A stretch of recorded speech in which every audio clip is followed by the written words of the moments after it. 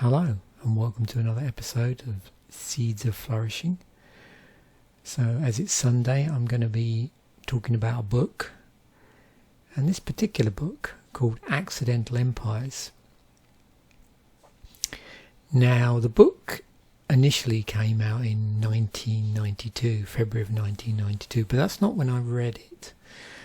So how I discovered this book was as a result of a documentary based on the book called Triumph of the Nerds, which aired in 1996. I'll get onto that in a moment. So the book itself is written by Mark Stevens under this pen name of Robert X. Cringely, and it's about the founding of the personal computer industry and the history of Silicon Valley. A very good book, very interesting, fills in a lot of things, and at this particular point in time I was just trying to place this in on a personal historical timeline and also popular culture wise. So at that point I think I was on courses 2 and 3 of my Postgrad in computing and manufacturing. So I think in May, so this came out in 92 and I didn't read it until 96, and it was as a result of watching this, which is the original air date, 14th of April 1996 on Channel 4. Loads of interesting interviews in here, particularly one that always sticks in my mind is the one with Steve Wozniak, because in the interview he mentions Magic the Gathering at the time, and lots of other interesting stories about how Microsoft end up through, I believe it was Gary Kildall, deciding to go and fly his plane rather than meet IBM, who were looking for a operating system for their PC at the time, and Bill Gates had actually sent them to see Gary Kildall, and they then came back to Bill Gates because the meeting didn't go quite as planned, and then he said, I'll sort you out an operating system. So it would have been interesting as to what might have happened had they have actually got to meet Gary Kildall rather than his lawyers, and I believe Gary Kildall's partner was also there as well. So yeah, things may have been quite different, but lots of interviews with various people that were involved in the development of the personal computer. Steve Jobs, Steve Wozniak, as I've already mentioned, Bill Gates, Steve Ballmer, Paul Allen, Bill Atkinson, Andy Hertzfeld, Ed Roberts. Really interesting interview with Ed Roberts, who at the time of the interview was actually a general practitioner, I believe, and Larry Ellison as well. So I watched this, and then a week later bought the revised edition of this, which obviously they revised because of the documentary. And great read. Really, obviously at the time, as I sort of mentioned fairly early on in this video, I was doing my postgrad in computing and manufacturing, and I was just on the second and third courses, which was project management, quality management, and I was just about to sit the exams for that in May of 1996.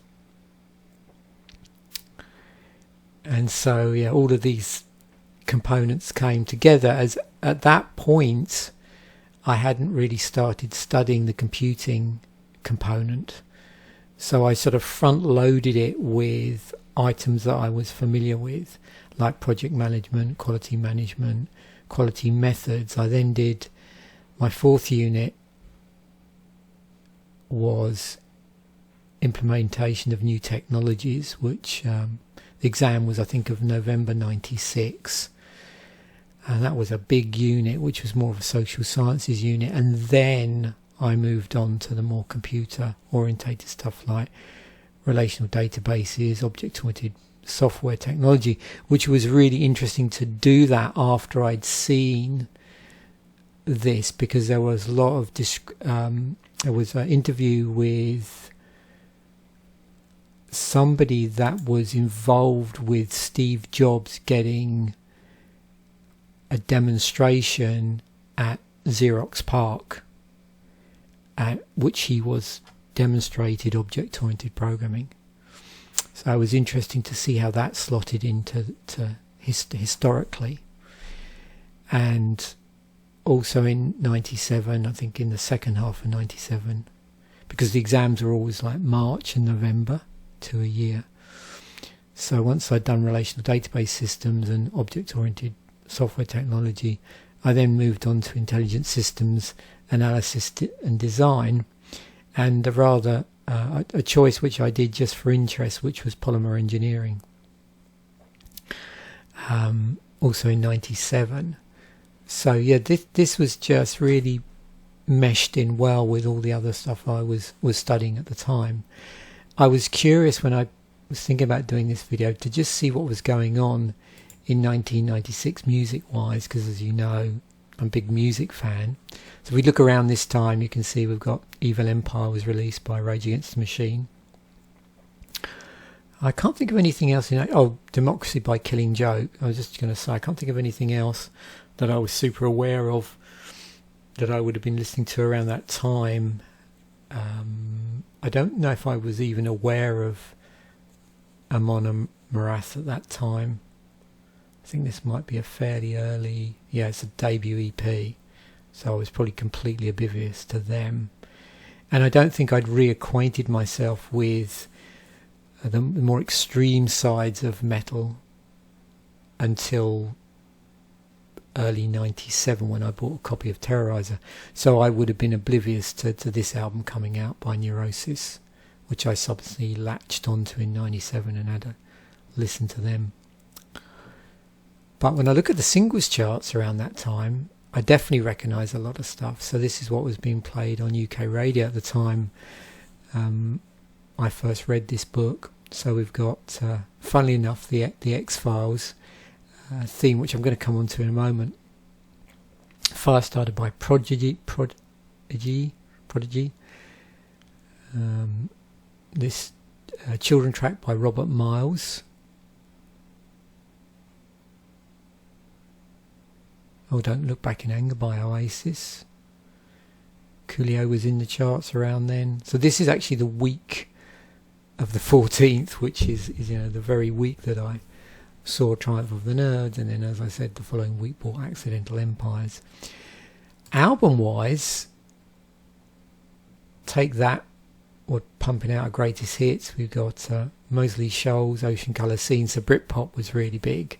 You can see that Oasis, What's the Story, Morning Glory, Jagged Little Pill, Garbage, Different Class, Shed 7, Vangelis had an album out. That must have been a compilation, I suppose. Definitely Maybe was in the charts, so that was Oasis's first album. So yeah, that would... the Bends by Radiohead. So, and then, as I mentioned, XFiles. So there's a bit of a delay because I wouldn't have had Sky. I didn't really enjoy the delights of satellite or cable until I came to Canada. So I would have had good old aerial TV. So this would have probably been pre-digital, I imagine. And the second series of the X-Files had just finished on the BBC. So the last episode of that series went out on 27th of February 1996. You can see the delay here. So first aired in the US on Fox in 19th of May 1995. If you were lucky enough to have Sky in the UK, that was the 9th of August 1995. The irony is that this was at the same point I was working at Radio Rentals, and we used to handle Sky accounts there as well, because we used to sell the Sky boxes for the satellite systems. So I'm surprised I never decided to get it at some sort of staff rate, because I imagine there was, but I didn't. And that came out in August 95. So February 96, first time you could catch it on the BBC.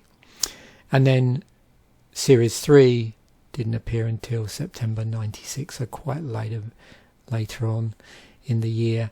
And I can always just remember I'd often get in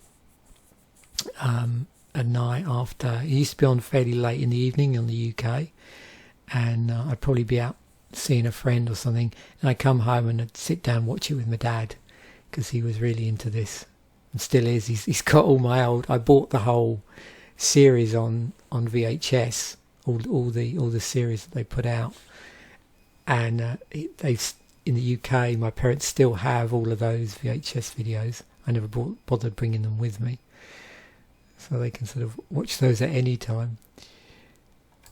And so just to orientate yourself, if you are a big XFiles fan like I was back then, and still am, I still got I can watch occasional episodes of this.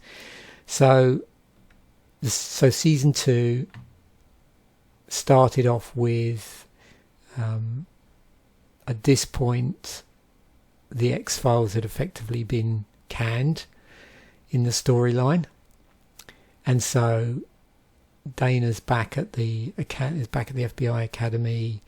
Mulder is given a new partner, this very strange Alex Krycek, and they're just involved in regular FBI stuff. And then Krycek vanishes in the course of the series, and then Skinner reopens the X-Files, and the series ends up with them finding this boxcar full of alien corpses. So that as I was like getting ready for this and trying to place it historically, I can remember that series really vividly. So hopefully that's of interest. If you haven't read this book, it's well worth it. I think you can still watch the documentary on YouTube. I think someone posted it. It's in 3 parts. And so what I'll do is I'll post links to that in this video. Thanks once again for watching. Bye for now, and I will catch you in the next episode.